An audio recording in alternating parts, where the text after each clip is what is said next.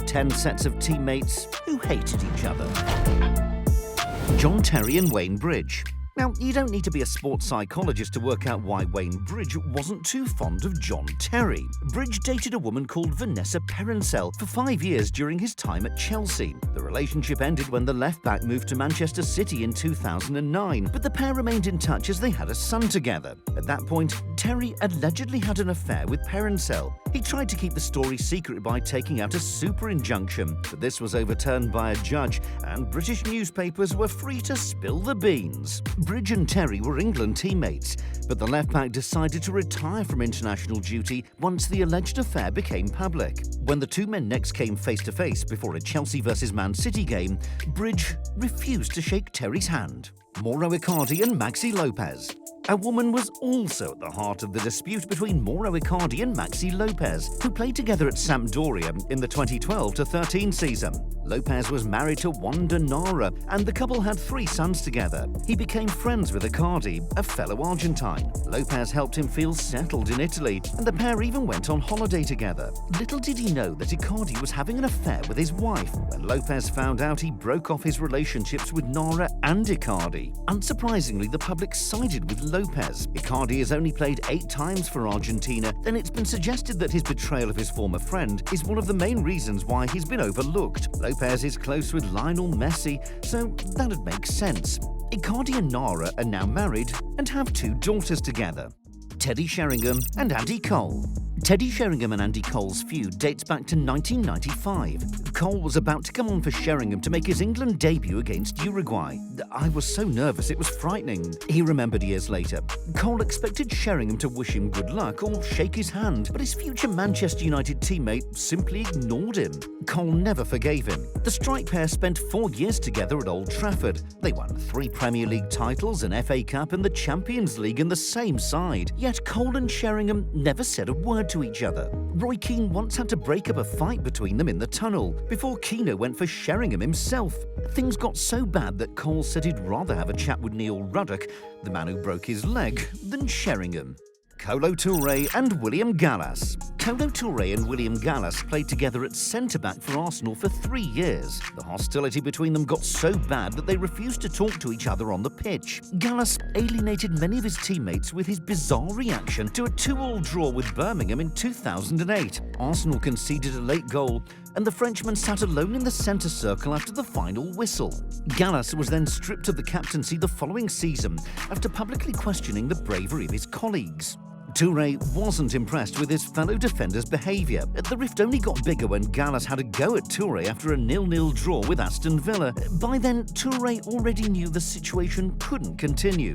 "Me and Gallas, we didn't talk to each other at all," he said. "One of us had to go, and it was me. It was coming down to me really because I didn't want to put the team in a difficult position, so I was the one who said I wanted to go."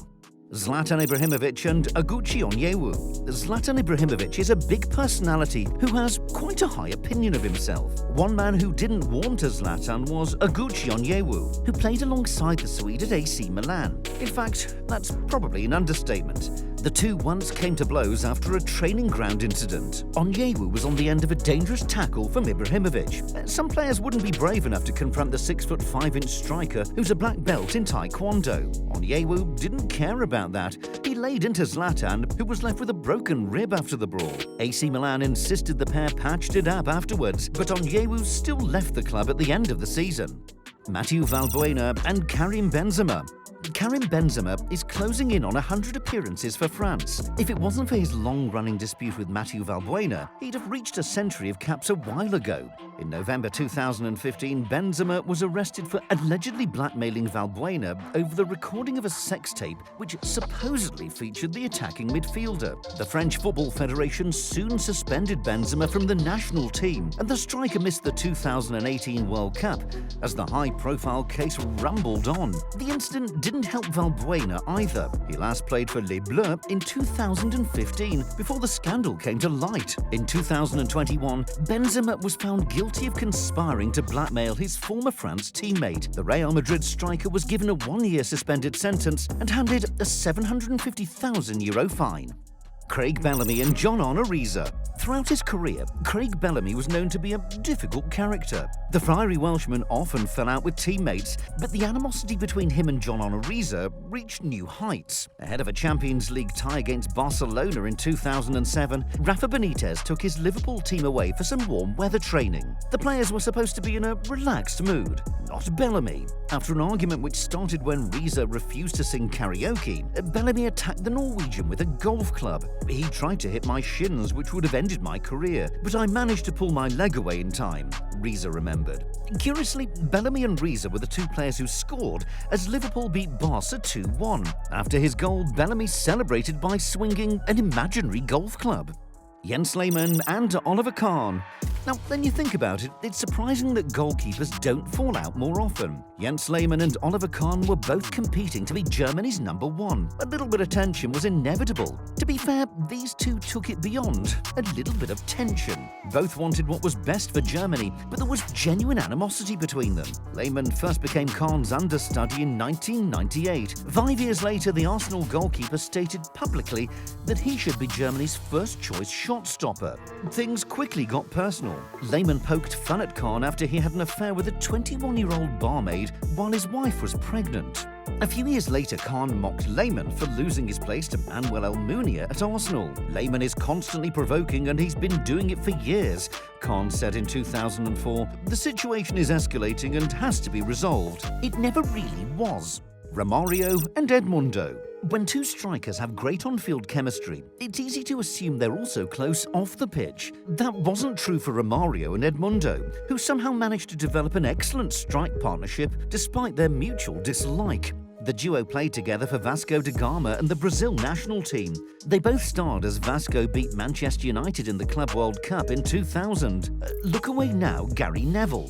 The strikers fell out in unusual circumstances. Romario owned a bar and placed a picture of Edmundo sitting on a deflated ball above the door to the toilets. When Edmundo found out, he wasn't best pleased. Their friendship soon broke down. Later, when Romario was offered a new contract by Vasco, he said he'd only sign if he could take over the captaincy from Edmundo. Another time, Romario broke ranks and took a penalty which was supposed to be Edmundo's. Maybe he should have listened to his partner. Romario smashed the ball against the crossbar. Kevin De Bruyne and Thibaut Courtois. When you watch Belgium play, you probably wouldn't realise Kevin De Bruyne and Thibaut Courtois don't get on. The pair have been estranged for years after De Bruyne's girlfriend, Caroline Lehmann, cheated on him with the goalkeeper in 2014.